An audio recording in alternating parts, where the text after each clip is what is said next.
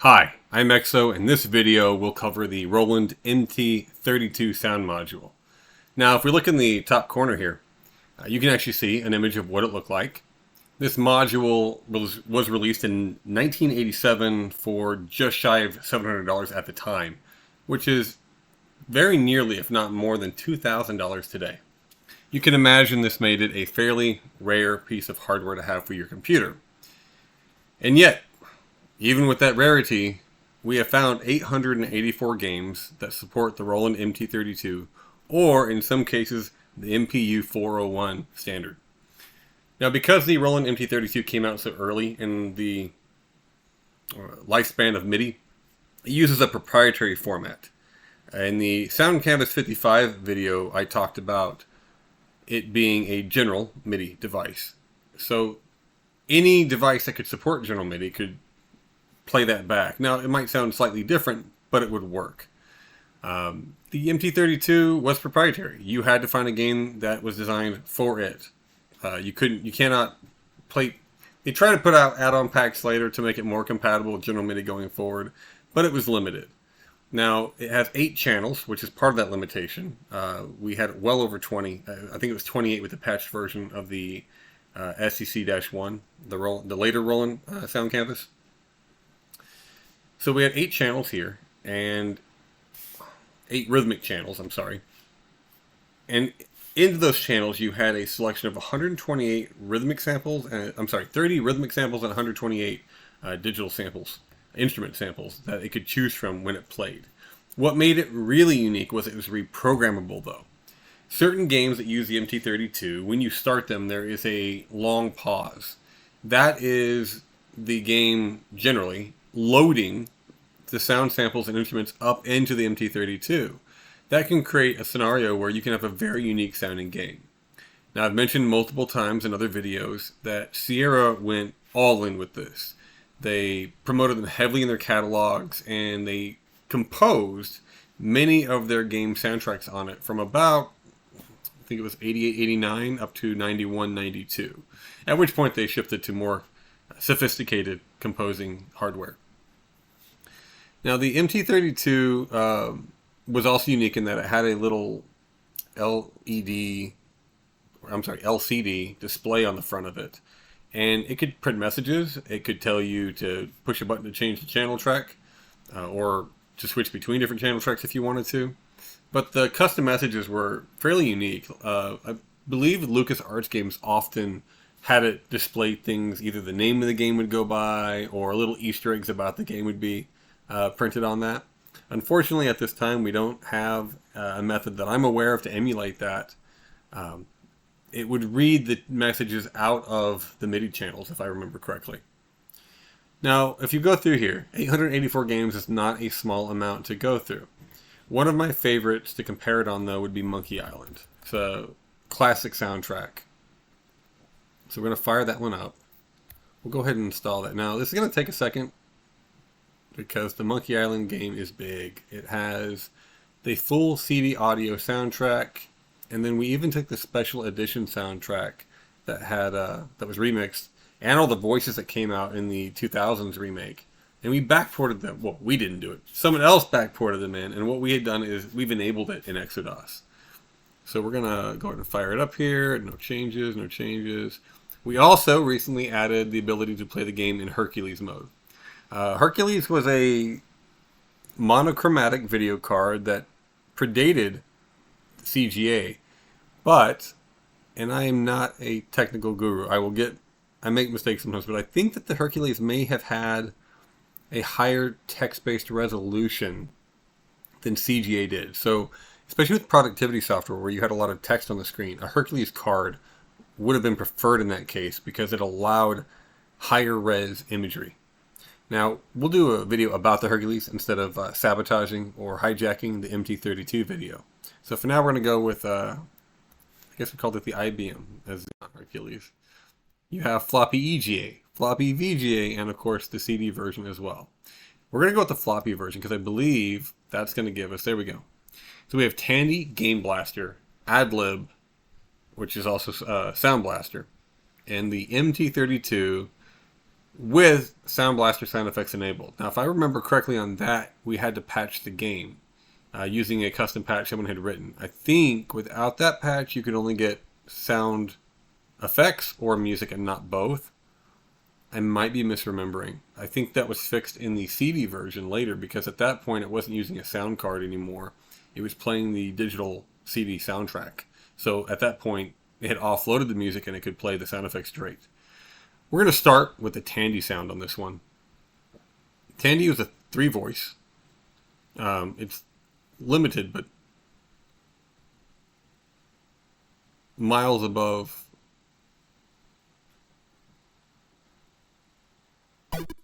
There it is.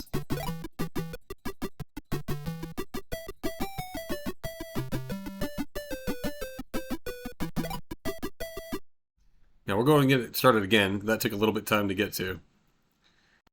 There is a video out there that I found at one point where someone had... Alright, so this is Game Blaster. We immediately get sound now. On the Lucasfilm logo. I've said it in every video I've done with Game Blaster.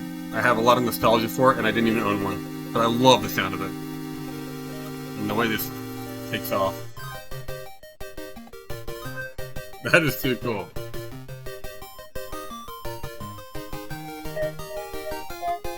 If I had to give out an award for, I wouldn't say best full soundtrack, but as far as like that title track of Monkey Island is, for me anyway, just one of my favorite, if not my favorite. I think it is my favorite title song of any game for MS-DOS.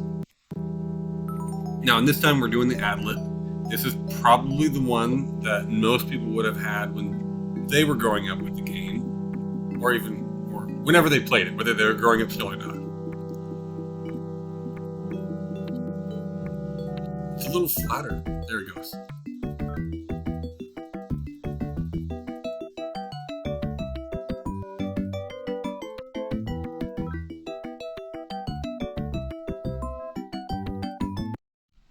And now finally, the reason we're doing this video, we're going to do the MT-32.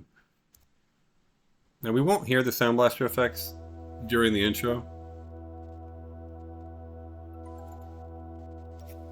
Wow. Already that's so much more subtle. There's a lot more depth to it. I don't like to say best very often, but this is the definitive way to hear the soundtrack, unless you go with the CD version.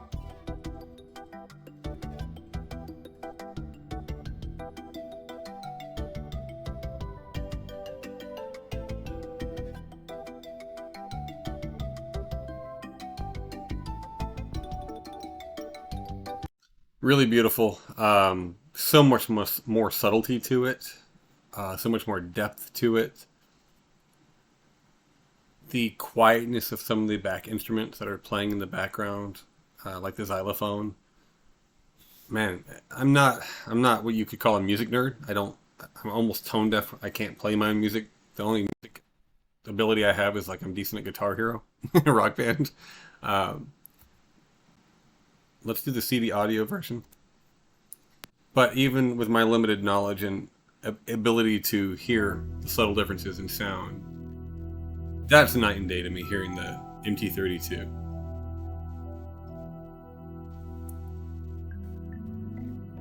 Now, of course, the CD audio, though, you have a completely digital, recorded with an entire orchestra or symphony or whatever you would call this collection of musicians.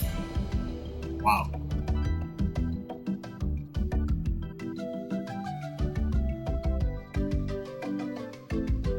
One reason I really love that game as an example is because you can go all the way back to the Tandy with it, and then all the way forward. Now, if I remember correctly, we're going to try this real quick. Let's go to the Hercules version. I think that one actually has peak speaker.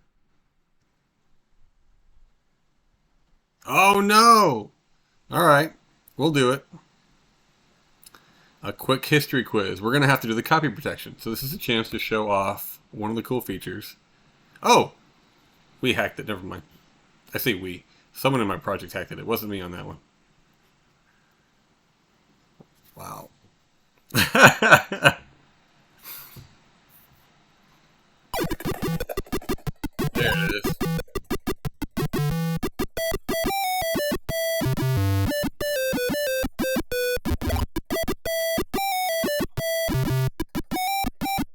That's too cool. Um, with the Roland MT-32, it was patched at one point, and a different revision came out. We do keep the ROMs for the MT-32 and revision 0 and 1 in the pack. Python had gone through at one point and identified which games require which revision to sound best, and we have set each one to that particular ROM load to make sure that when you load these games up, you're hearing them the way they're supposed to sound. So that's an interesting point to bring up. I had messed with the MT-32, 10, 11, 12 years ago within DOSBox. At the time, specifically, it was not documented very well. And I had gone into the configuration file and enabled it, but I didn't know I needed to point it to a ROM file. And even when I found the ROM file later, I didn't put it in the right folder, so it didn't find it. One reason we like to use ECE, Extended Community Edition of DOSBox, is at the time it was one of the few versions that allowed you to custom locate the font you wanted to use. Otherwise, you had to have it in the folder you ran the game from, or you had to have it in the base folder it expects to find DOSBox in. We wanted to keep one particular location so that we weren't duplicating the same ROM file over and over and over throughout the whole pack. So if you go to eXoDOS and you go to the EXO folder, you will see an MT-32 folder, and inside that are the ROM files and the Sound Canvas 55 Fluid Synth sound font that we're using. Now, if you try to play a DOSBox game, a DOS game in DOSBox with the Roland MT-32, and either you do not point it to a ROM file, or you misplace the ROM file, the game will play, and you will get sounds, but they are horrible. The best way I can describe it is it sounds like banging pots and pans together. I heard that the first time, and it was close enough to... It was horrible, based on knowing what it should sound like. But without knowing something like Monkey Island and how it could sound, it just sounded like a bad sound card. Just crashing. I mean, the crashing was to the melody, and it just sounds wrong. It's as if like someone said, okay, I've got a 5-piece band, but then they came in and they changed out the electric guitar with an accordion, and they changed out the drum set with a guy with a washboard. So it's playing the music, but incorrectly, because the MT-32 ROM isn't up there to tell it what the instrument should sound like or how to load them. So it turned me off of the MT-32 for a long time. It took someone coming into the project and showing me how to load the ROMs properly and how they could sound for me to really appreciate it. And once I really understood it, a big part of eXoDOS 4 was going back and identifying as many games as we could that supported it. We are up to 843 now, I think is what we were saying. Click back to that again. 884. I want to say we were well over 800, maybe 820 with version 4, and we've added more since then as we found it. I've also talked about the fact there's no definitive lists of games that support these different sound cards or types. We have to find them by hand, and that's partly searching for... we can search a site like Moby Games and see, well, what games do they have listed there? And then we can go to other informational sites that list games, and we look at their list and see if we can find games that are not on ours. Then at one point, we just searched the word MT-32 throughout all the text files of all the games when we had them open. And that led us to finding configuration files that mentioned it. Then we also have some really cool things like Magic Carpet. When Magic Carpet was released, it says it supports the MT-32. However, it didn't. Bullfrog released it with a busted driver, which if you follow the way Bullfrog would release things, that is probably not all that surprising to you. Now, the only reason we're able to have it here is a contributor to the project who has worked with DOSBox for many years and was a great resource for me to learn DOSBox when I first started. Went in and figured out that there was the MT-32 driver that came with the game had a header that had to be blanked out. It was too long. And he was able to go in, hex edit it out, clear that, and give me a copy of the driver that now worked. And because of him, we now have a version of Magic Carpet that plays with MT-32. And these are the kind of things that I think are so cool. Like, I don't know how many people knew how to do that back when this came out, and how many people could have figured it out. But for 99.9% of people, yeah, we told it was a Pentium for this one, because it allows you to have high resolution. For a lot of people, this release may be the first time they've ever heard the MT-32 with Magic Carpet. Bullfrog never released a patch to fix it. Let's go ahead and jump over.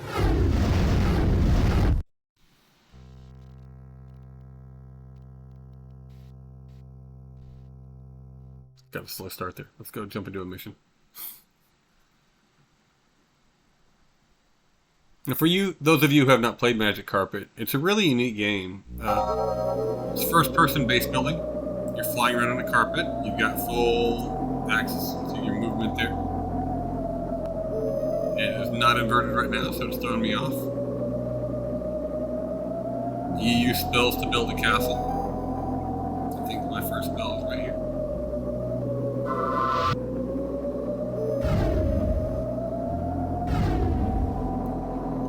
It's got real-time deformable terrain, which is pretty neat. There's my other spell. Get close to people, you can hear them talking. There's a red dot on my map I'm chasing down. There it is. I think this gives you your castle ability. Here it is. Alright, let's go build the castle.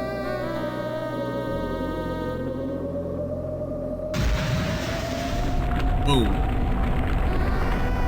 Now in the beginning it's one tower. However, as we continue, it gets bigger and bigger and bigger. And I'm going to change my spell back to this guy here. This one lets me pick up. Ah, here we go. There's another spell right over here.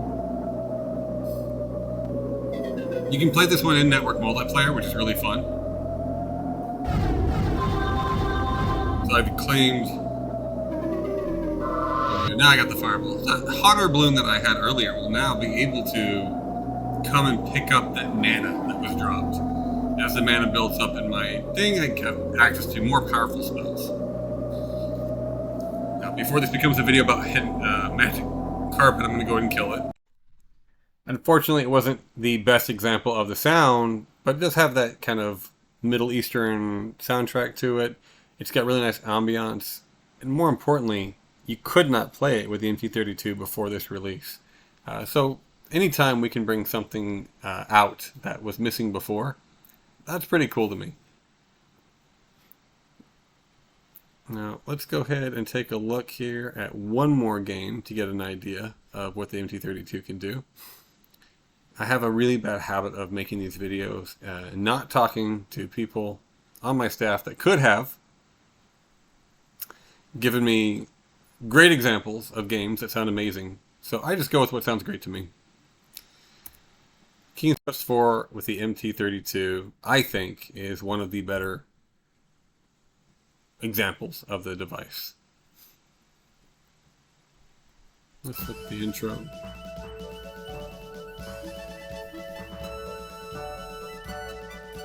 The most recent time I played through this game, which is only a few months ago, I went with the MT-32 on this one.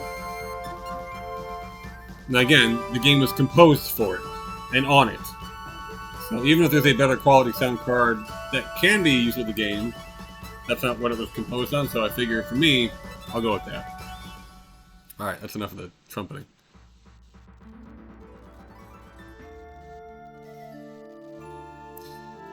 Now that's a lot of depth of sound for a game that came out in '88.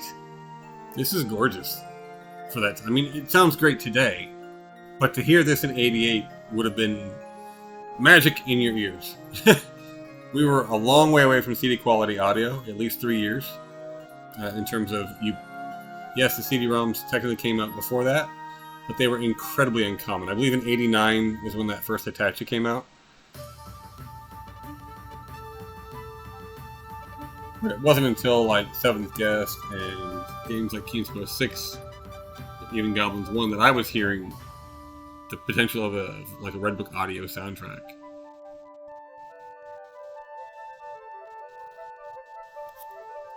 Now, since we have King's Quest 4 running right now, and we're going to go ahead and fire it up again. And look at all these options that we have here. We have the Game Blaster. We've recently added the IBM Music feature card, Sound Blaster, and MT-32. And then we also have the AGI version. Now, the SCI version, SCI and AGI were two different engines. The AGI was the older Sierra engine, and the SCI was the newer one. And this game was released on both, as it was the first SCI game released. Now, the AGI one is lower res. It has some limitations to it, but it also has some really cool things. It's got some Easter eggs that you didn't get in the other one. And then the SCI actually had two different versions. There was one that came on more discs and one that came on less discs. And so if you look here, we have a hacked version. It's called Ultimate. That one's pretty neat. It's got all the benefits of the SCI game and all the patches. To make it fit on less discs, they took out some of the foreground details on some screens. So those have been restored. So you get all the benefits of the later version, but the more detailed graphics. You get the AGI Easter eggs. But the coolest thing about it is you actually get environmental sound effects that are from the Amiga version. The way this works is it plays music through the MT-32. Sound effects come through the Sound Blaster, and then it uses the Gravis Ultrasound channel in DOSBox to play the Amiga environmental effects. Now, the Ultimate version does require copy protection. So we're going to come over here, and we're going to go to English Extras, and here's the copy protection answers, or we can open up the manual to get them. This is just quicker. We'll take this answer key here. Okay, so it's saying on page 7, 5th word, 2nd paragraph. We come down here, page 7, and we need the 5th word of the 2nd paragraph. It is powerful. Go ahead and type it all caps. And we are in. Thank you, cheat sheet. It is not our first time.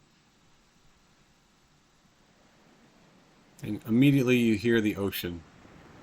You hear waves. You can hear seagulls in the background.